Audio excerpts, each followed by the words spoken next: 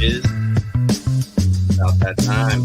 Pigeons podcast. Your load. Episode 70. I'm back, bitch. What's up? I like that nice even number, 70. Feels You good. like that? 70. Holy shit, man. That's a lot of time. You think about it. That's 70 hours at a minimum that we spent. No, that's honestly like 190 hours. It's way more hours than that. Yeah. Hey, it's worth it because the bonds we have built between each other that will sustain for a lifetime, right? Mark, you agree with that? Now that I'm thinking about it, tailgate days, they're like 12 hours. Yeah. Oh my God. I don't want to admit how long I spent. This is like 1,000 hours. Yeah. Well, We have so much to show for it. So much to show for it. Look at you guys. You're sitting in our wonderful space that we'll be reunited there soon. I'm working on the plans to get us down there.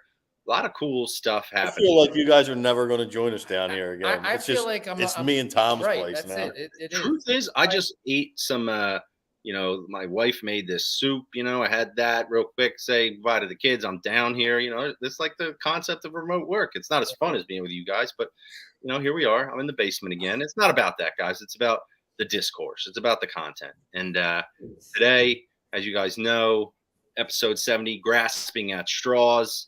And we're here to talk about the extent to which we can find any reason to be hopeful about our prospects as Philly sports fans. And we will get into that.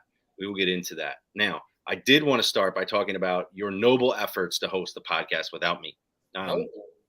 For the most part, I feel like it went okay. Like, honestly, listening to it. Honestly, I wish Fink were here because I would commend him. Fink is having audio difficulties, but I wish that Fink was here because I would commend him. He was more prepared for this episode than any other. I feel like in the future, I should say to him, I won't be here, so you have to run this, and then I'll show up, and he'll be prepared, and it will be great. But he did a good job of eventually moving the discourse. Now, I will say this.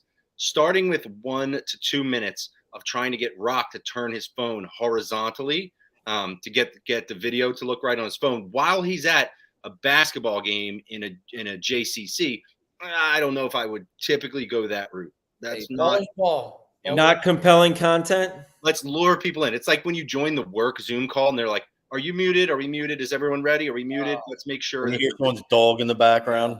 So good job figuring that out. Then you followed that up. Here he is. Let's get him in here, Fink.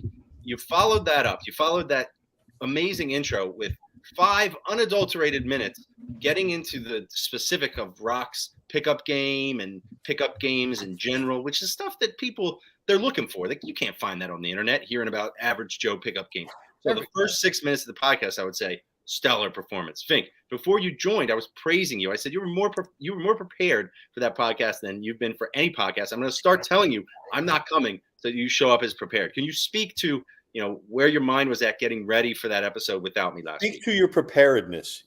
If it makes you feel any better, I went back to my old ways and I'm not prepared for this week at all. So I hope you figured as much. Right. I showed that up. Everybody Thanks, just cruises. Yeah, I mean, sometimes What was the premiere of Air? Was it good? It actually was. That's an inside joke. Are you mocking me right now? We're back to episode 42, bro. Yeah, he missed something for that. I can't remember what it was. Okay. Now, I was away. I wanted to ask you guys a question. Something that happened to me on the trip raised this thought. I want to see if you get this the way that I think your brains work. What would you say is the most, I don't know, I want to say annoying or triggering college basketball jersey that you could see somebody wearing? Duke. Without a Duke. There is more specific. You mean triggering in a bad way? I mean the actual player. Jason Tatum. Pick a Duke player. I don't mean like Leitner. Got it. Good job. I mean, you were right on starting with Duke, which I would say is the most kind of triggering program. And Christian Leitner, a guy that I'm not so sure he did as much to deserve the kind of hate that's thrown his way. We obviously saw him make the epic shot in the Spectrum, right? That was amazing. That was Spectrum, right? Epic performance. Yeah, that was a Spectrum. Well. Okay. First Kentucky. That was I was snowboarding. By the way, one of my joys of last episode was hearing Fink say snowboarding, with his accent. That was amazing. And he did learn that Lake Tahoe is in California as well. So that's good. Fink, now you know that. You learn something new every day on this podcast, I'll tell you this. We flew into Reno, my son and I, Dean, you guys know, and we get in the airport and he's like, "What is this?" There's slot machines everywhere, right? It's Nevada. Reno's a special place, man. Dean saw a lot of things this trip. Yeah, I'm sure. he Did learned. you take him right over and teach him how to operate the No, slot? you're not allowed to do that, Mark. You're not allowed to be near the machines. That's not what you told me. So we talked about this phenomenon. Meech, you'll remember this goes back to early days of the podcast. People love to wear like jerseys when they're on the mountain skiing or snowboarding. Now, this is way more common in the Poconos. Like the Poconos, in the Poconos, you're going to see 5 different like flyers, jumpsuits. You know what I mean? Just going to be the way that it is. When you go out to Tahoe, it's a little more elitists. They got the real snowsuits. But I saw these 2 guys in Duke jerseys, and one had a Christian Leitner jersey, and I was just thinking, man, you're gonna wear a Christian Leitner jersey when you go out, skiing. It's kind of weird, don't you think? I think the chances are the guy has no idea who Christian Leitner is, and he found it at a Goodwill or a thrift shop somewhere, and he said this is pretty cool, and he probably Googled him, and it's said he probably didn't even Google him. Yeah, I don't think he cares. How's that? Disagree. If I guessed, he's I don't think that was calculated. he's a Dookie. I hope he dies.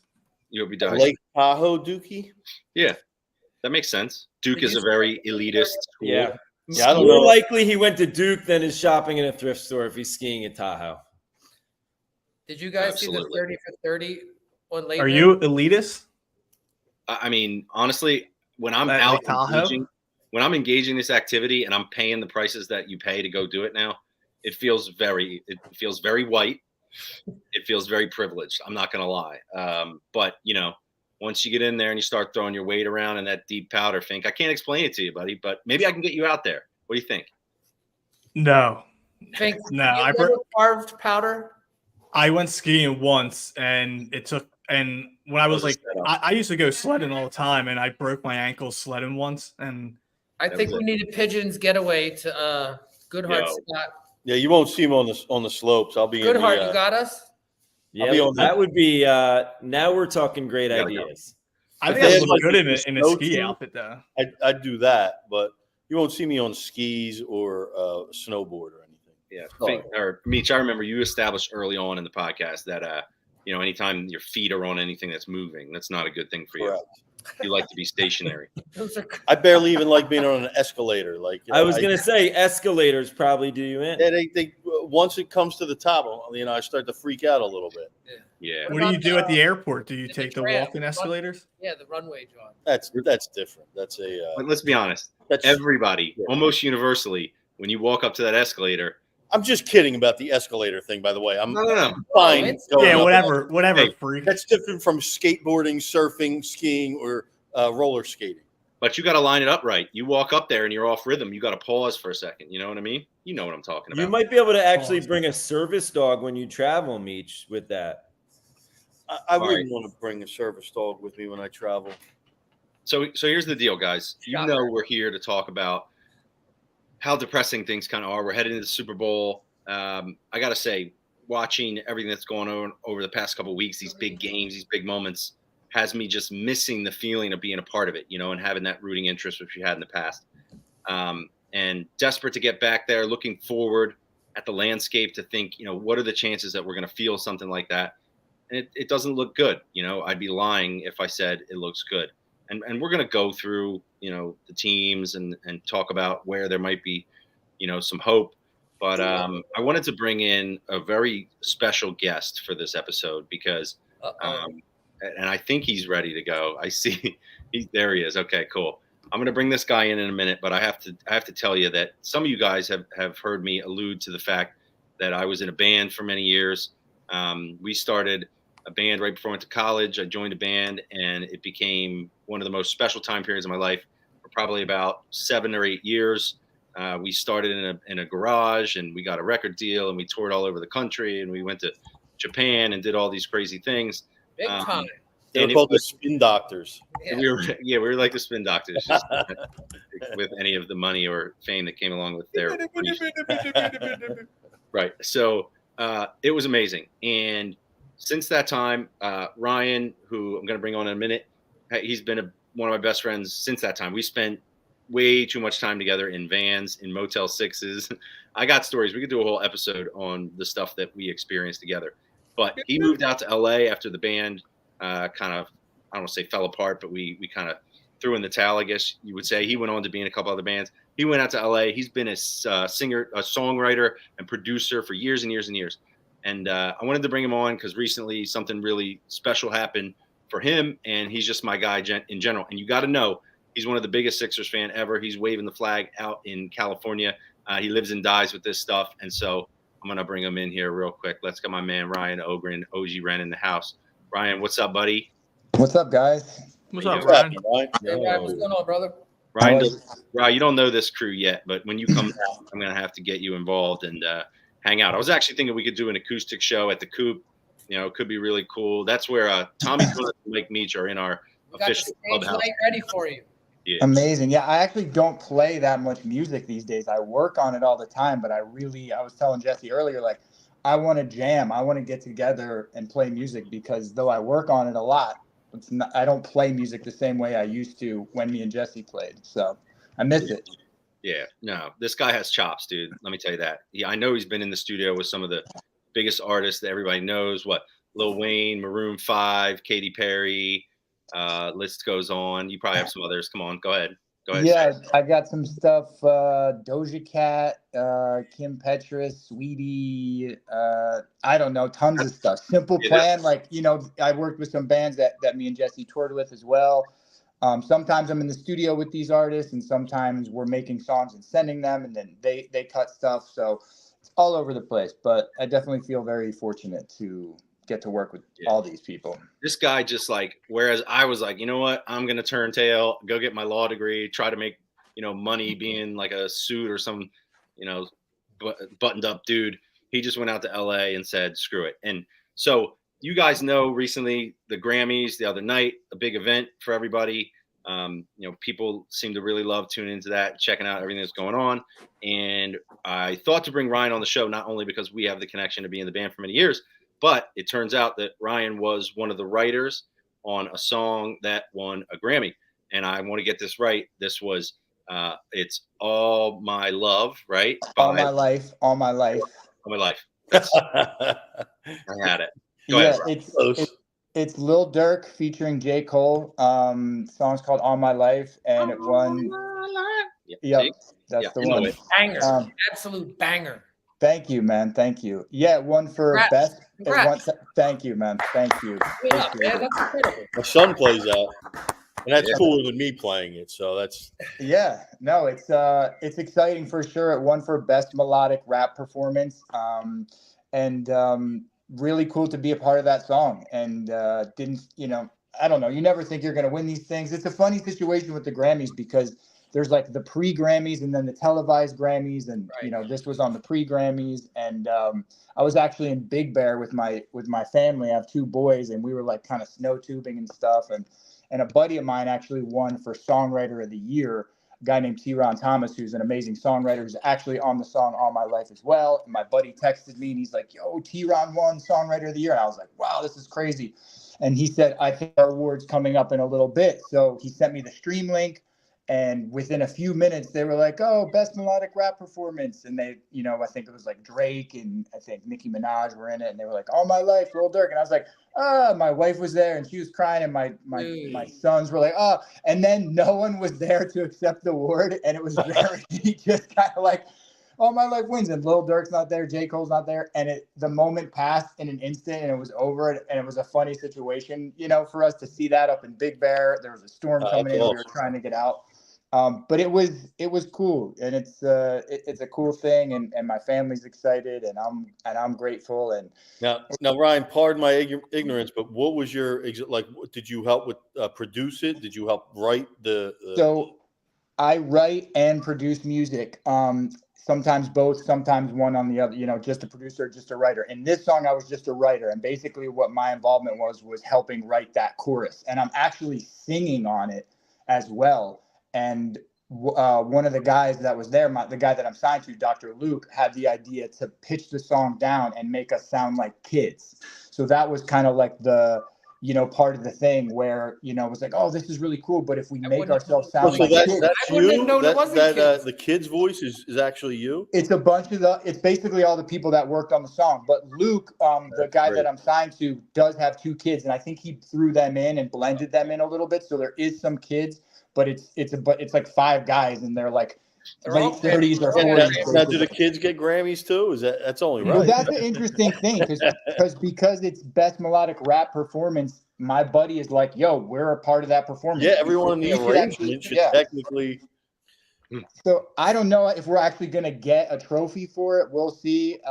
But my buddy's trying to fight for that right now, and I think we'll get a certificate either way. And We should give you at least a replica. You know what I Yeah, mean? I was going to say, I mean, that was actually my biggest question for you, is because for some of these awards, like, one person comes up. For some of these awards, 10 people come up, and like, I think you deserve a trophy. And I actually wanted to ask you, like, does everyone get a trophy? How do they decide how many? Like, what, do you know? There's different categories basically for who actually gets an actual Grammy. Like record of the year is for the producers and engineers. Song of the year is for the writers. So it's kind of a little screwy, to be honest, on how they figure out who actually gets a Grammy. And I don't really understand it. But Ryan, in this between case, me and you could probably just order like a really nice replica on the internet, have your name engraved on it, and who's going to question it? You say, "Hey, I won a Grammy. What are you going to tell me this isn't real?" When are you home Who's going to next? know? We'll present it to you here Yeah. next time you're home.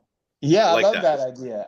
I mean, my family and I like him getting a real one better. I'm just like, call me crazy. It's a consolation to where nobody would know anyway. It's like who goes, "No, Ryan, I've been in another Grammy winner's house, and this is a little lighter than the regular Grammy." Nobody has anything to compare it to. They'll just trust you because you've won one.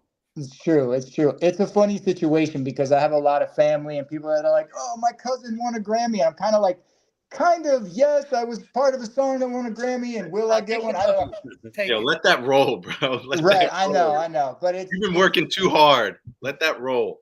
No, but Ryan, I got to ask you this, okay? Before we get to your take on the Sixers, because I know you got some opinions there. Just talk to us a little bit how you end up in that position, because we've kept in touch. I kind of understand your scenario, but how did you end up in the situation? I think a lot of people don't really understand sometimes what goes into these songs and who's in the room and who the writers are and how they get there and so on and so forth. I've been in a publishing deal with Dr. Luke, who's a big time producer and has a company called Prescription Songs. And this will actually be my 11th year there. And that's, should tell you a lot right there. Like, it's been 11 years of me writing songs behind the scenes to get to this place. And I basically signed a publishing deal with him 11 years ago and worked with a lot of other people. And over time, me and him have developed a better relationship. And I seem to have kind of like graduated a little bit to where I work with Luke a lot. And Luke is, responsible for some of the biggest hits in the world and one of the biggest producers of all time. So over the last few years, I've done more and more stuff and been in more sorry, my little one is crying in the background here. I've done more and more stuff to kind of get into that circle. And honestly, I get to work with amazingly talented writers and producers. I feel very lucky. And basically, at this point, I show up to the studio every day and work on multiple songs, 4 or 5 songs, choruses, full songs, different artists come through. And All My Life was written, I think, in 2022 as like the 4th or 5th idea in a given day. I got to go to the studio in a little bit. It's 5:30 here. I'll head over in a little bit, probably be there till 2 or 3 in the morning and work on multiple ideas. And, whether it's just a chorus or a full song or whatever. And that's day in and day out. And it's very lucky, but it's a grind. And it's most of the things you work on never find a home, never find their way. There's a lot of dots that need to be connected behind the scenes. Now, can I ask you a question? When you start something like this, you said it just started as like your 4th or 5th idea of the day. Do you start this with somebody in mind, or are you just writing something that you're just going to put out in the ether and hope someone connects to it? Every different kind of way. Sometimes it's very specific where there's an artist in mind, and sometimes it's just trying to make something great. And I don't, in this case, I guess what I'm trying to say is even when you have an artist in mind, that doesn't mean that artist is going to particularly like or take to this. Do they contact you and say, "Hey, I'm looking for something," or are you just constantly writing and creating melodies and tracks and just offer it to different people and see who connects to it? It definitely happens that way for sure. It's funny though, with All My Life, We didn't do that with anyone in mind, really. We just did it. And then Lil Durk ended up contacting Luke and was like, yo, I want to get in and like make something, blah, blah, blah. So Durk came through and Luke played him a bunch of ideas, put a folder together of things that made sense for an artist like that, and was like, hey, I have these hook ideas if you want to hear this. And Yeah, that's Lil exactly Durk, what I mean. That's awesome. I like, because you, as an outsider, you think of how this stuff happens. You don't know if it's organically or but it's really cool That's a to cool hear story. from the it person. happens every different kind of Yeah, way. yeah. But after we did All My Life, Lil Durk was like, yo, I really love this. I want to do another song and I want to get Morgan Wallen on it because, Durk had already done another song with Morgan and they had become friends. And he said, yo, I would like to get a song with Morgan Wallen. Can you guys write me a chorus, make a beat and write a chorus and I'll send it to Morgan. And rarely when that stuff happens, are you like, cool, we'll make a song and Morgan Wallen will do it. Like the hurdles that has to get through for that stuff to happen Right. are very difficult. In this case, though, he asked us that and we went into the studio the next day. We wrote 2 or 3 things and one of them ended up being a song on Lil Durk's album with Morgan Wallen. It's called Stand By Me and it was actually supposed to be the next single, but things kind of got a little screwed up. But I have another song on Durk's album that features Morgan Wallen, and it was literally like, hey, I want to do a song for Morgan. Can you write one? And it was like, we wrote one.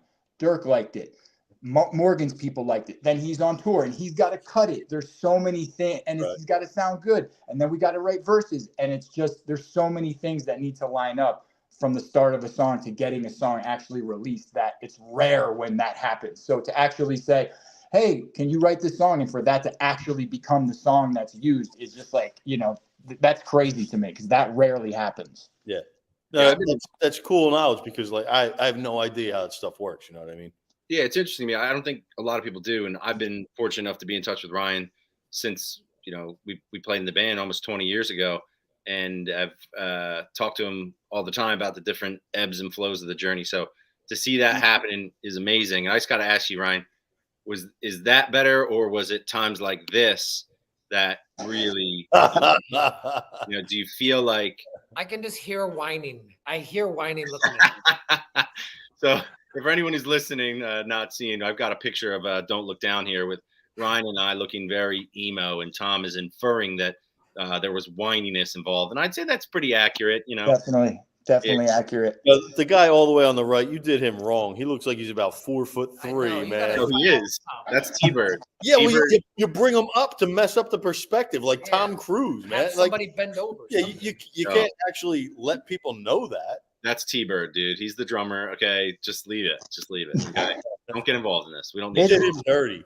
Okay, it's funny, man. It's literally like my second life. Like that whole time when we were on tour for 10 years from, working on music from when I was 18 to, because I was in Don't Look Down till 2004 or 5. And then I was in a few other bands for 5 or 6 years.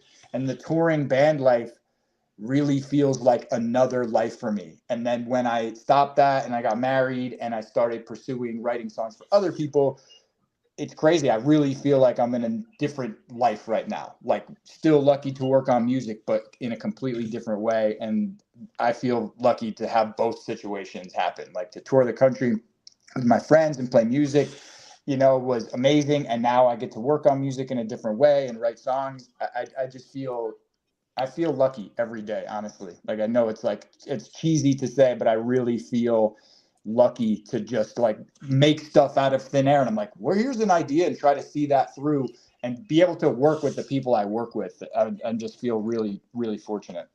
Well, look, I appreciate you coming on. I feel like we bait and switched a lot of people because we were going to talk about how awful the outlook is for Philly sports. And I know people are just dying to hear about that. But Ryan, as a tried and true Philly sports fan, who almost I think has become more of a Philly sports fan when you've been out in LA. I have. Primarily, I know you love the Birds, but you seem like a basketball guy to me for the most part. Well, basketball, yeah. We haven't talked about it yet, so you might as well just rip right into it and tell us what you're thinking here. The biggest thing for me, I think, with Philly sports now being far away is the connection I have to my family because of it. My brother is a season ticket holder for Sixers at every game. We're always FaceTiming about the news. He's texting me Twitter links on everything all the time. My parents are watching all the Eagles games, all the Sixers games. going to Phillies games. And it just is a way for me to feel connected to my family. Like that's, as I get older with my kids, that's the toughest thing for me right now is being homesick, you know, and missing my parents. And so it keeps us all connected to be like, did you see the game? Are you watching the game? My mom's texting me. Did you see that, Maxie, or whatever? Did you see this? So it really is a good way for me to feel connected to my family. And I'm into it. I'm into it too much, though. You know what I'm saying? Like it's this. Yeah, we know what you're saying. Yeah. We know what you're saying. This year, I went into the Sixers season as somebody that was like, I have NBA League Pass for Philly. You know what I'm saying? Because the games start at 4 out here, which is kind of a difficult time. But last season, I feel like I watched every game, and I said, after the Celtics, after that game, I went into this season and was just like, I can't watch every game again like I did. They need to show it to me in a different way. And so quickly, I just get sucked back in. I get sucked back in. And the same thing. And I was like, I'm a changed fan going into this season because, I mean, you guys know, I don't got to tell you guys, how do you not show up in that game 7? Win or lose. Maybe you lose either way, but leave it on the court. You know what I'm saying? I just felt so okay. But have you given up on this year? That's okay. So obviously, you know, you're talking about Embiid. He's having his better season. How is he having a better season than his MVP season? You know, he's going crazy. I've been really busy in the studio the last few weeks. And I think it's been a good thing because I haven't been able to keep up as much. And now you obviously, like my buddy had to show me the clip of Embiid's knee and the Warriors game and the whole thing. And I was like, okay, I'm stepping back a little bit. And I'm, you know, my brother is just like, we came into the playoffs as the 1 seed, the 2 seed, the 3, whatever it is. That hasn't worked. So maybe there's a way that we stick around in the 7th or 8th seed and Embiid comes back and he's very optimistic about that.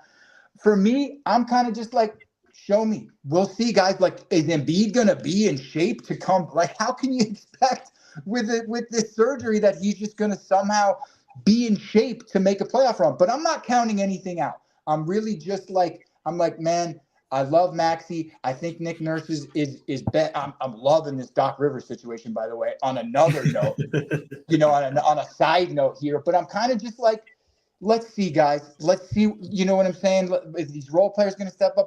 What's happening with the trades right now? And I'm just kind of like, show me. You know what I'm saying? Like they're losing every game right now. So it's not, it doesn't feel good, but it's also just like, are we just talking about next season already as Sixers fans? Are we like, oh, next season because Embiid will be, or is it just like the same cycle over and over again? I'm sorry.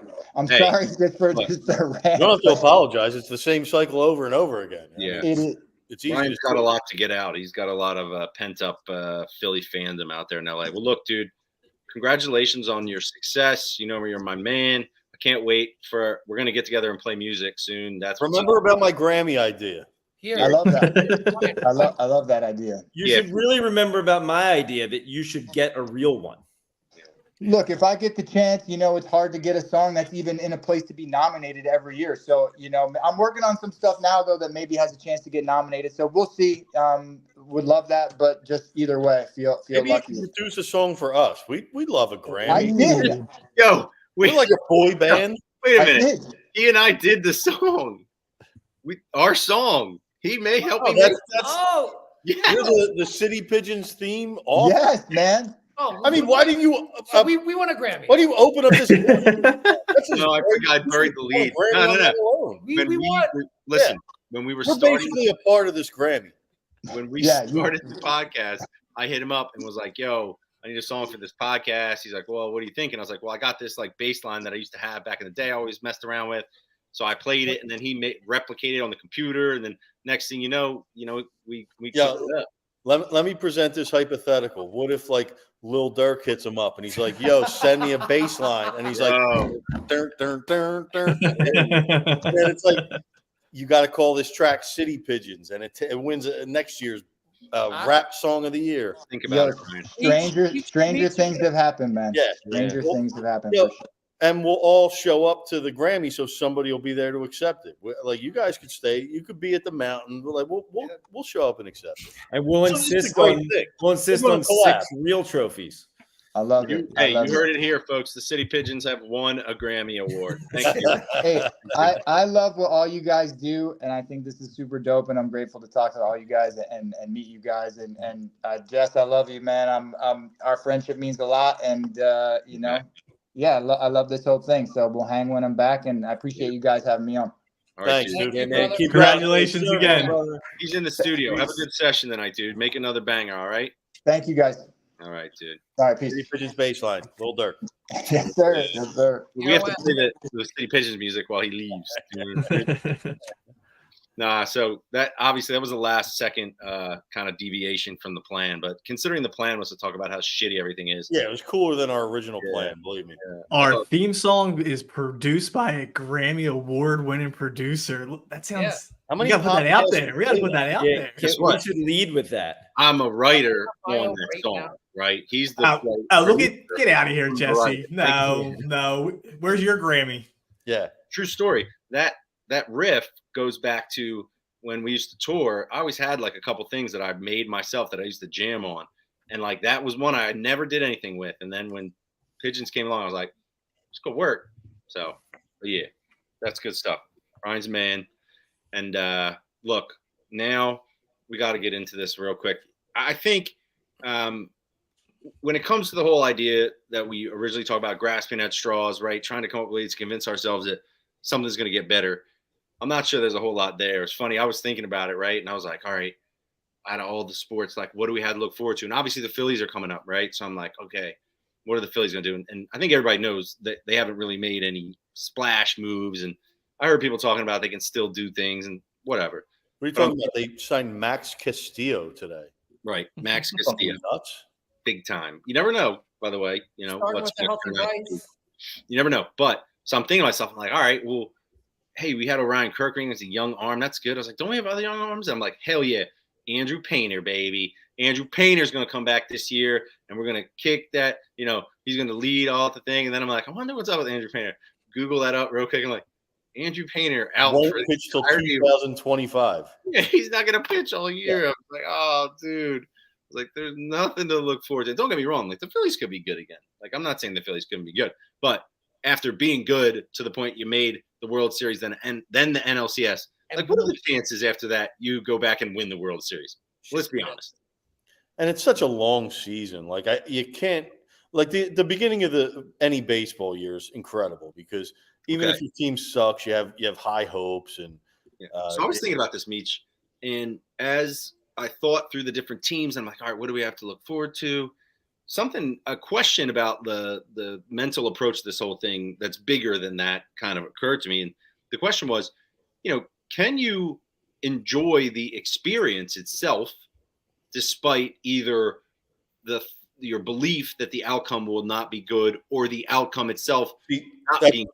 That's a great question. And I have different ways to look at this. Like I remember right after the Philly season last year, I was like, this wasn't worth it. I would have rather not even made the playoffs than to lose to the fucking Arizona, pardon my language, Okay. than to lose to the fucking Arizona There Diamondbacks you go. 2 games in a row at home. That was like, it was devastating That because was horrible, man. I mean, not even me, who's a Philadelphia fan. Somebody like, remember Mad Dog Russo risked his job for, he said, no way. I'll retire if the Phillies lose the next 2 games at home.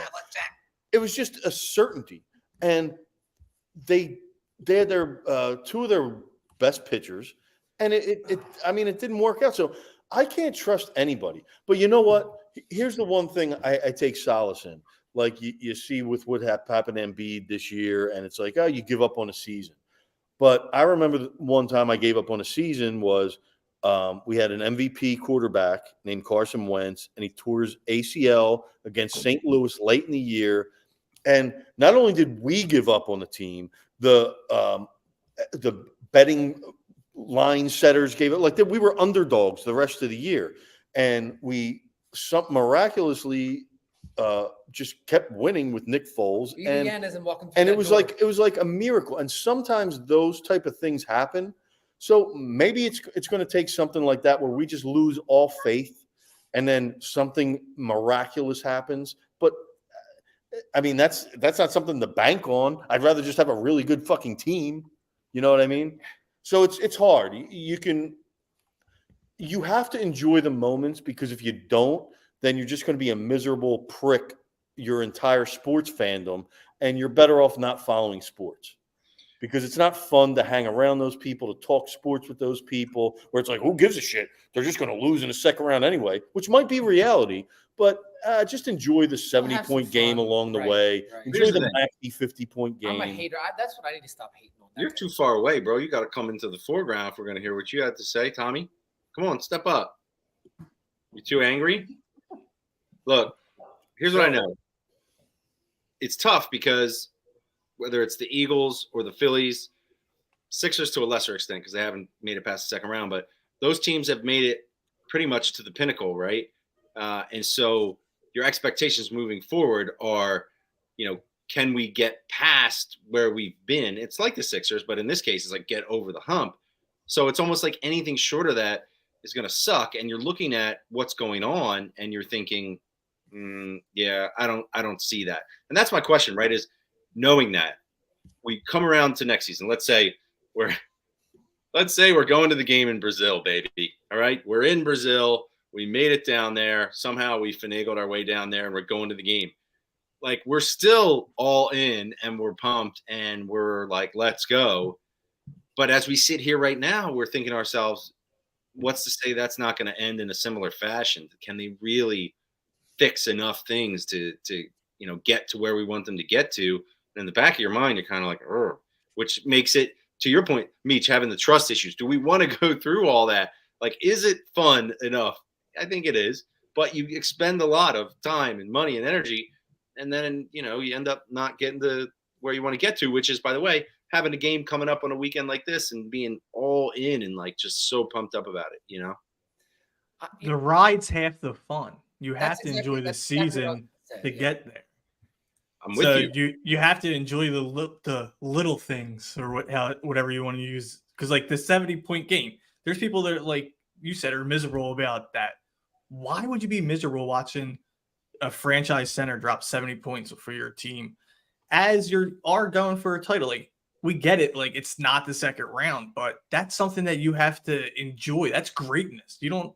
Okay, we do see it more often, but that's greatness. Like, you have to enjoy that. That was awesome, by the way. And then like 7 people scored like 60. Yeah, that's why I had to catch myself a little bit. Even the same night, Carl Anthony Towns had like 62, and they were feeding him. Right. It was like a fad. They were losers about that too. Well, his they were team trying lost. to feed him. Yeah, they lost, but they were like, we were trying to keep You track saw of the Embiid's coach. stats so we could feed Towns so he could beat Embiid. You saw how That's the a coach loser reacted. guess. That's why they lost. Well, I have a soft spot for Luka, but I think his move there was just, he's pretty much going to be the MVP now. Right. Is that the case? I'm not following along closely enough to know. I think you're missing out on one Jalen Brunson from the New York Knickerbockers. Mm. Did you see that meme of all the father-son tandems that LeBron has played against? No. It's like Kenyon Martin. There's like literally 10. I did see it. Here's a stat that nobody who's watching this probably gives a shit about, but Jalen Brunson has more points in the paint this year than Joel Embiid, Anthony Davis, or Luka Doncic, and he has more 3-pointers than Steph Curry. Maybe not Steph Curry. Than Trae Young, maybe Luka. Like 3 of the best 3. Dame. Yeah, Dame. Like he's tops in threes and in the paint. He's unbelievable, and he played a couple miles from the Wells Fargo Center and went to the second round after being a National Player of the Year and winning 2 national championships. Something to think about. Even DiVincenzo's on like his 4th team, and now he's with the Knicks playing in a system with guys that he can play with, and he's dropping like 6 threes a night. Did you see this? All the Villanova guys teamed up, and now they're hooping. Big picture. Stay on the Villanova. Did you see Ryan Arcidiacono or whatever? He was the first player in NBA history to play in 20 consecutive games and not score a point. That was pretty. Was there ever anybody? I mean, is there somebody you would have assumed that would have filled that stat other than Ben him? Simmons, PJ Tucker. Fair. Yeah, PJ. So I think we decided. You know, I got to tell you, just to remind everyone, this very important fact about Jalen Brunson. He almost went to Temple, and him going to Villanova over Temple changed the course of two schools' basketball programs for over a decade. Yeah. Interesting. He was very close to going to Temple, and I won't say why he didn't. Ooh. Oh, give maybe, it up. Maybe his Give it up. father. Listen, I got a little story I want to tell from Super Bowl about 23 years ago. Well, that's good. That's apropos, Meech, because I was just going to say, I think we concluded the experience is worth it, even if you think you're not getting to where you want to. And so let's all just saddle back up and get ready. Let's go, Phils. Sixers. You guys, I just want to say, you guys are being like down about sports right now. Like it's not that bad. The Sixers. I mean, come on, dude. Not We that didn't even good. really. But you really got bad. 6 to 8 weeks. You got a reevaluation. Here's the other thing you guys didn't even think about.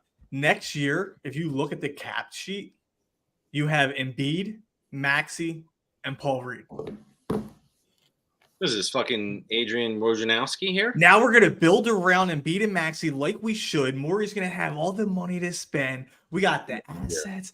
Trust gonna the take it to process, double baby. digits and try Trust and the make it process. and, We're landing the plane next year. Title cheese. guaranteed. There's You Fink heard it. Colangelo over Yeah, here. I can't believe you're like this, Fink. I honestly can't. Because I'm smart. I can see the bigger picture. I can see the brightness. I love JoJo, but how You can see anyone the could point. say wait till next year when JoJo's healthy is like beyond me at this point. Yeah. No, we're still going for. Wait until partly this next year when he's healthy, just so he can wait 4 months and get injured again. It'll be cool. It'll be really fun. Fink, you need a new tagline, Fink Maury or something. You got to figure it out. Yeah. Von Bro GM guy or something. I know what I'm talking about, Meech. Okay, pal. Fink optimist. It's not bad. Oh, I like that. Fink That's a good optimist one. prime. Okay. Transition. Ooh. Guys, biggest game in the world here on Sunday, the Super Bowl.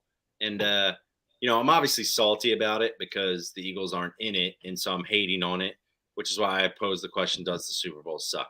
And the truth is, there are things about the Super Bowl that do suck. And if you're kind of a contrarian, and I'm not a full-blown contrarian, but things that people get into that they're not normally into do annoy me a little, right? The Super Bowl is one of those things. And so Biggest day of the year. we I know we all have we talked about, our best kind of like Super Bowl anecdotes and things we like and things we don't like about the Super Bowl. And I'm just going to start off real quick. These halftime performances, like, it's ridiculous to me. Why in the biggest game of the entire year, a game that defines careers, are you changing the parameters of the game, right? Like, how many times have you heard teams say, oh, we weren't used to staying in the locker room for 40 minutes. I don't give a shit about Usher. If I want to see Usher, I will go to a show or I can watch the Grammys or something else. Like, Usher is the preferred be done with this. Like, just stop. Now, when they had Snoop Dogg and Eminem, Dr. Dre, that's cool. But they're always trying to like Well, that's something I like. trying to force the coolest show into like that 20 minutes. And it's like, just stop, man. Like, it should be about the game. It should be about maximum performance. That annoys me about Super Bowl. Now, let me give you my anecdote because I think you're gonna like this. We should all Jesse, have, you know this about me. What did I do last year when Rihanna came on? What did I do? You remember? I left and I didn't even watch it. I was so focused on the game and being up 10 Well, points. we were not in the mood to watch. I thought it was going to be a hot take. I was going to say I hate halftime shows too, but I Right. guess right. we're all miserable and hate halftime shows. Let me give you my anecdote because it's not what you would think. I've been to 2 Super Bowls. I did not go to. I went to 2004, and I went last year. I did not go to the one that we won. I don't know what that says. Bush. You would think that my anecdote comes from one of those experiences, but it does not, because I think all of us, societally speaking, are used to that annual, going to Super Bowl parties. And so our family used to go every year to the late, great David Montgomery's house, former president of the Phillies. Some of you guys may know my father went to school with David Montgomery and a bunch of the Phillies executives at Penn. They've been lifelong friends ever since. Honestly, one of the best people I've ever met in my life. I call him Uncle Monty, greatest guy ever. So he would have a Super Bowl party. We go over there, and it was everybody they knew. And you know how you used to go to parties that your parents would drag you to, and you would inevitably kind of find other rooms, and you would go and do your own thing. Well, my Super Bowl anecdote story is not even about the Super Bowl. I was at this party, right? And I found like a bedroom. And I go in the bedroom. At the time, I was very much into like MTV and all this stuff. So I turn it on. And MTV, and Meech, you would know this. What's the sound it made when the world like the world premiere video came on? No, that was MTV News. You're right. I did make the MTV News sound there, but the world premiere video. Yeah. It had the little like logo there. First time you ever seen it. Okay. Right. I go in this other room. Everyone's watching the Super Bowl. Maybe at the time I was starting to get into some of the, the punk rock stuff and feeling a little bit like different about myself. Fucking world premiere video, Paradise City comes on. Right now, you know how the song Paradise City starts? It's just drums. And it's like, it shows like they're having a show in like Miami and there's just like blonde chicks. And it's just like the coolest thing I've ever seen. And I'm at a Super Bowl party in the bedroom, in David Montgomery's bedroom, watching the Paradise City world premiere video. And I'm like, my life was never the same after that moment.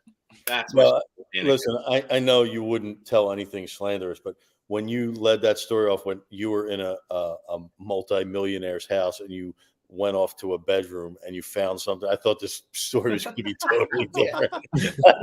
I was just like, buckle in. He's talking about like just starting to like Can I say this though? At the same time, I'm like, I was like, when you say multi-millionaire, this might be libelous. Truth be told, Dave Montgomery started with the Phillies as an intern and worked his way all the way up and was such a great guy. They ended up giving him part of the ownership just because of his years of service. And he, by the end, he probably did okay, but he was not very different than like a John Middleton. This is a guy who like, made his way on like people just loving who he was. A very special dude. Yeah, I gotta say, he's like Guns N' Roses in his bedroom. He's like the only owner, and that was always unique to me. Like one of the only owners. I mean, unless you're like related, you're like the son, like Julian Lurie will inherit the Eagles, right? But he's like a guy who wasn't part of the ownership group, and they gave him part of the team. Like that doesn't happen. That does not happen. Sweat equity, baby. All right, so that's my random anecdote. Meech, what do you got, buddy? Well, I guess you want my gambling one here. Yeah, that's what I want. Yeah, does this have anything to do with it? Yeah, listen. This was a Super Bowl 23 years ago. I just want to kind of set the scene. It's January 2001. I'm working as an intern at an insurance company. I'm going to Drexel. I have a kid on the way in 5 months, and I'm down about $3,000 in total to 2 different bookies, right? So what happened was the NFC Championship game, I got crushed. I had a ton of money on the over. It was 41.5 in the Giants-Vikings game, and there was 41 points scored 2 minutes into the third quarter, and nobody scored another point the rest of the game. So the both bookies that I was down money with let me ride till I said, just give me till after the Super Bowl. They were like, all right, break my legs, or we'll kill you. Okay, that's cool. Just let me go. So I'm trying to. Can I ask a quick question? Yeah. When you're having this conversation with them about letting it ride, are you like standing behind their old school like caddy with the trunk open? There's a baseball bat in there. Like, how does it? Or is this on the phone? Like, what happened? Listen, my bookie back then, he was connected, but he was an awesome guy, and he was like, I loved him. I thought he was fun. He was very he was a tough dude, but like me and him just got along. And I don't know. Yeah, I guess he had a soft spot for me because I was like 20 years old. I don't know what his deal was, but he liked me. So he was always very forgiving. Like he never threatened me or anything, but I always knew like I couldn't just avoid this guy. Anyway, it's the morning of the Super Bowl, and you know what? I think the Ravens beat the Raiders in the AFC Championship game, and I just knew as soon as they beat them, I go, this team is going to whoop the Giants' ass. Like I just knew it, and I looked at the line, and it was like 3.5. And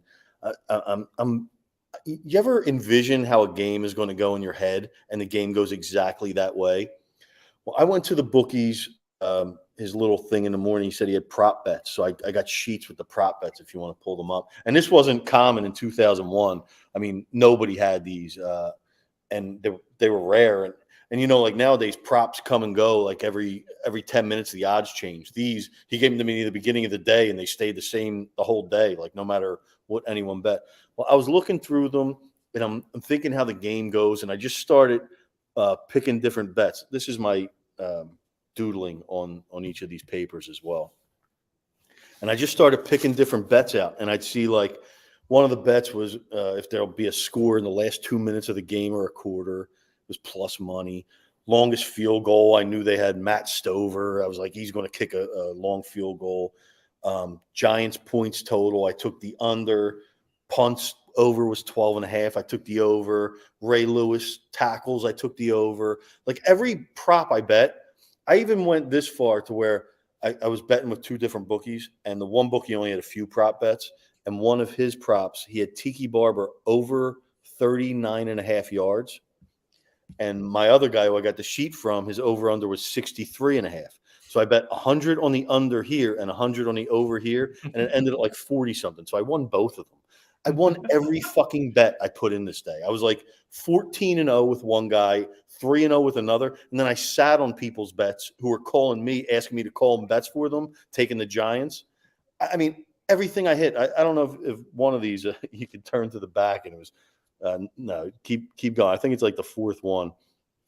The fourth picture. I only got one page there, me. Well, I tweeted the picture on the City Pigeons account, and if you look at the fourth page, it's got all the winners just like lined up. I think it's like 13. But within those 13 bets, I had reverses where it was like I took Baltimore and the under for the first half in a reverse, and then Baltimore and the over for the game in a reverse. Like I just knew what was going to happen. Within a minute span in the third quarter, there was an interception return for a touchdown, a kickoff return, and then another kickoff return, back to back to back. It was like the greatest day of my life, and I didn't have to tell my expecting wife that I lost a lot of money. I hope she's not watching this.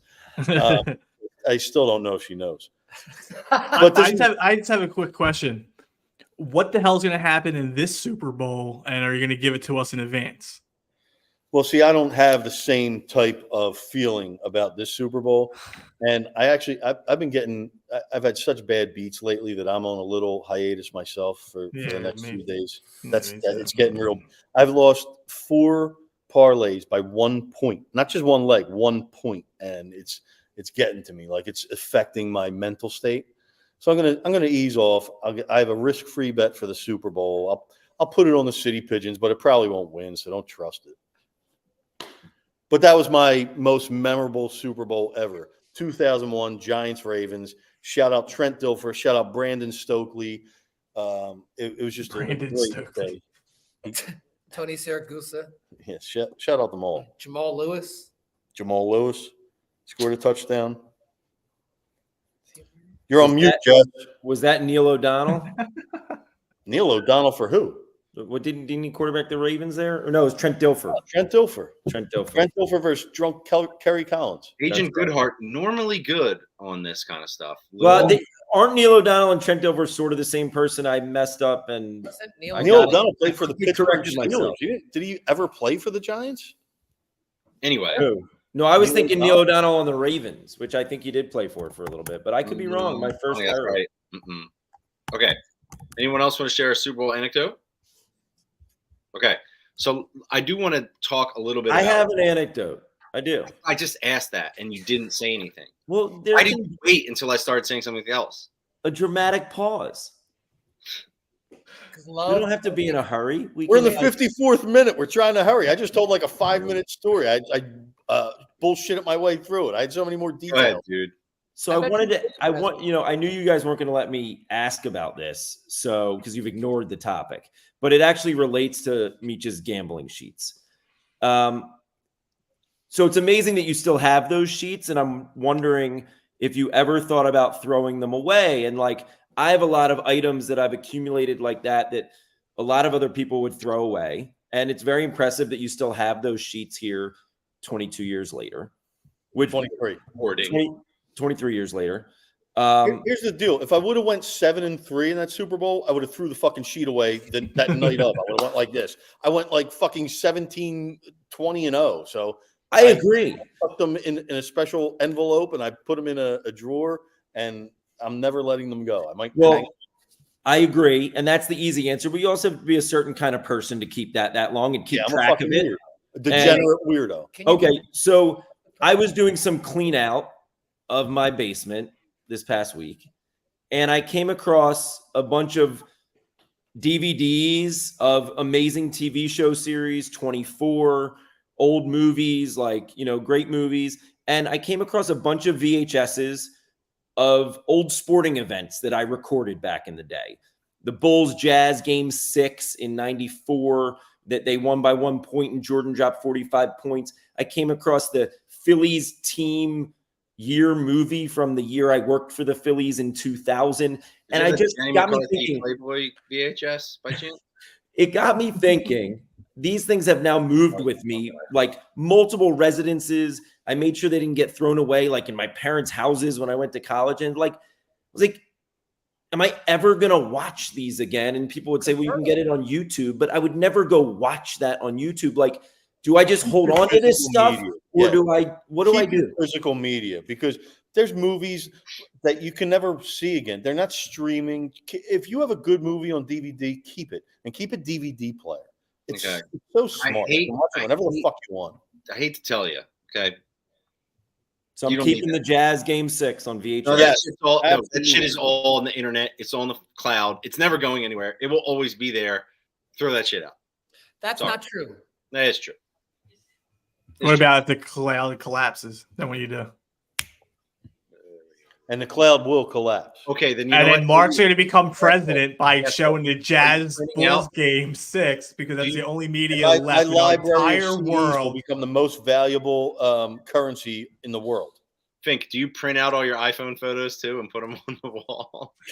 Come on, man. We got a lot invested in the cloud. All my snow pictures I do. If the cloud goes away, you're all fucked. Okay, betting this game. That was a little dark. All the more reason to save. Yo, real quick. Thanks for helping out, Meech. I'm going to keep the boxes. In less than 30 seconds, here's the other thing I don't like about the Super Bowl anymore is the commercials. They're on the internet fucking a week before. Nobody gives a shit. People are acting like they like the commercial. It's like, dude, you fucking saw that. Stop. Who gives a shit about the stupid commercial? Did you see the Clydesdales in the Budweiser? No, here's the deal. I don't care anymore. I don't care about your stupid ad. I don't watch them ahead of time. They're not creative. They're not funny. They just. You never laughed at a commercial? It's a good one. There was a Paramount Plus commercial I seen a couple weeks ago with Patrick Stewart. It was pretty funny. You see that? You guys see that one? No, not yet. But the one I like now is the Lay's flavors of for days commercials.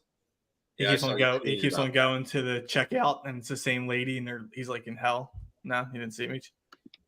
You don't think it's funny, Meech? Why aren't you laughing? I didn't see it. Yeah. Well, how about you get on YouTube and watch it? Okay. Because I'm not into watching commercials on YouTube. I will get a VHS and bring it over with that commercial on it, and we will play it. You don't care about what I like, Meech. You used to care. What if you go to watch a commercial on YouTube, and the ad before the YouTube commercial is the commercial that you're about to watch? You ever think of that? Why are you doing this? He wants to ruin everything. Okay, listen, here's how we're going to wrap this up because it's clear to me that we need to do something. Mark didn't give his Super Bowl moment, though. Did he not do it? Yeah, he did. He found the VHS cassette with the Jazz game. I think that was his Super Bowl. Well, my Super Bowl moment was I know it's a lot of people's Super Bowl. She found the Knots Landing VHS cassette. Go ahead, Fink. Go ahead. I don't know what to do anymore. I had a Super Bowl moment too, but I knew Jesse would get angry if I did two things. So he said, screw the topic. He said, screw the topic in the Super Bowl moment. I want to talk about the fucking VHS tapes. I like it. I love it, Mark. Where is Rob? He's dropping 20. I was gonna say with the Eagles winning that Super Bowl, I don't think they understand serious how much it meant to us.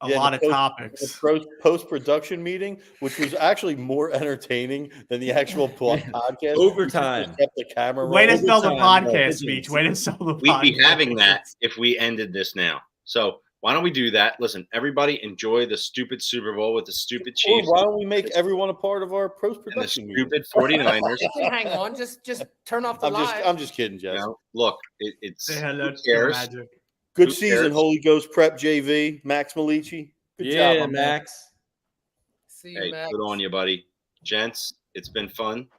We'll catch I up. want with to you. thank the Recording Academy. Hell yeah. I can't believe we got a Grammy. We got all a got a Grammy, Grammy. baby. Shout out We to got our a Grammy. Grammy. We won a Grammy.